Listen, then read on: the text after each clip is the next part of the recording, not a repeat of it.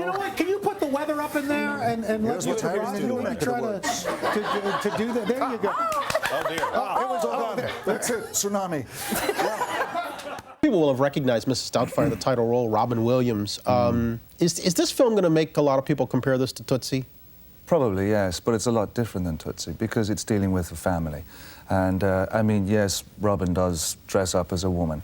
And I think it's got a lot more soul and a lot more passion than Tootsie. Is it tough, though, I mean, when you get into what is essentially a project, a vehicle for Robin Williams, to find your own space and feel comfortable with it? Oh, God, yeah. I mean, I thought, what am I going to do in this situation? And the main thing to do is just really keep it simple. I mean, you can't compete with Robin Williams. I mean, he's a kind of unique talent and energy and force.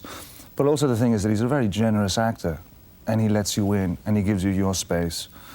And just keep it simple, really. Yeah. We haven't seen a lot of you lately. How come? Well, I've been kind of dealing with life, and last year was one of, you know, it'll be 2 years this Christmas since my wife died, and I kind of took time off and just trying to redefine the career, as it were. We all recall the tragic death of your wife to ovarian cancer, and you were left with the 3 youngsters and became a single parent. When you take time off and you step back from it and look at your career, do you see missed opportunities? Or do you feel basically good about it and say, hey, you know what, it's okay? No, I feel very good about it. I've been very fortunate. I've been in the right place at the right time, it seems. Hey, Pierce. Good morning, Katie. Nice to see you. Well, before we explain the hairy look, let's talk a little bit about the Matador. This is quite a different role for you, isn't it? And you had a ball. I had a great time in Mexico City, and the city really embraced us, and it was an incredible kind of experience. This young guy, Richard Shepard, sent us this script as a writing sample because we were trying to do Thomas Crown too, and which hopefully we will do. And I just fell in love with this kind of outrageous character, Julian Noble. Tell us a little more about him.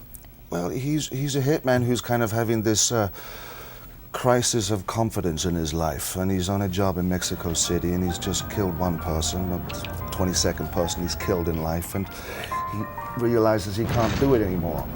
And he's in a bar, and he meets Greg Kinnear, who's a kind of lonely character in life and trying to get his business in order, and they become friends. And did you have fun working with Greg? I have to say, he's one of the nicest, most charming, funny guys. We became fast friends, Greg and I, and you know, he really is, he's an outstanding actor, and I couldn't have done this without him at all, because my character is so outrageous, total vulgarian, as I say. And he plays this kind of rather innocent, you know, down on his luck businessman. And it was very play-like. I mean, the scenes were very long, the 15-page scenes and 12-page scenes, but... And I understand the director really didn't have you in mind for this lead role. You're too good-looking, too debonair, too charming, too everything. And now I'm too hairy. You know what? Can you put the weather up in there and let me try to do that? There you go. Oh, dear. It was all there. That's it. Tsunami.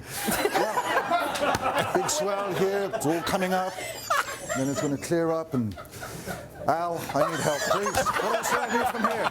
Over here? I'm coming right over here. Run. Come on. This is going round and round. We've got a tropical storm right now. We've got. Here you go, Mr. Roker. This is Erica, 750 miles east of the Leeward Islands, 45-mile-per-hour winds, moving west at 20 miles per hour. How was Hawaii?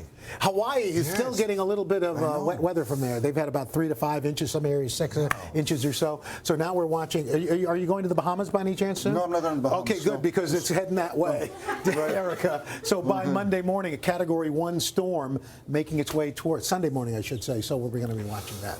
You were fantastic. Thanks, Al. Thank you so much indeed. Anyway, that's Al Roker, and that's what's going on around the country. Here's what's happening in your neck of the woods. I love my life! yes! So do I! Pierce Brosnan, good morning. Oh, good morning, Horace. So Good morning, 10 Savannah. years after Mamma Mia, you get a phone call, and they say to you, hey, we're going to do this thing again. What was your first thought on And I say, hey, I want to do it again. I mean, I had so much fun the last time. that? This is around, without 10 a script years. or anything. I said, is Meryl in it? And Yeah. they said yes. And I said, if Meryl's in, I'm in. And everybody was in. It's- and well, I was that gonna was s- out reading the script. Do you think of yourself as like a natural singer dancer type, or was this a stretch? Oh, good God, no. Oh no, this was well. The first time round, it was pretty tough going because SOS is a big old war Yes. horse of a song, and I do sing it again in this. Not as much. You'd be pleased to hear, maybe. But no, I do SOS, do a refrain a cappella, and it's a very, very touching moment in the movie. Of which I can't tell you too much of the story. I know everybody says it's like so. There's this like heart Really emotional part. There's many emotional parts all the way through it. It's just a joyous movie. If you're unhappy going into the theater, you'll definitely be a happy person coming out. Amanda Seyfried was here, and she mentioned that when there was a table read, ABBA was there, and you guys had to sing at the table, and she said she wanted to like die. Oh, that I was mean, it. how was it for you in that situation? Oh, it was terrifying. It was utterly terrifying. Table reads are the most awkward things anyway. I do remember the day because I was sitting right beside Meryl, and we were all sitting around. I mean, it's a large company, knee to knee, with the script and saying the lines and playing the scenes, and then you have to come in and sing SOS, and they had the music there. Whew. Anyway.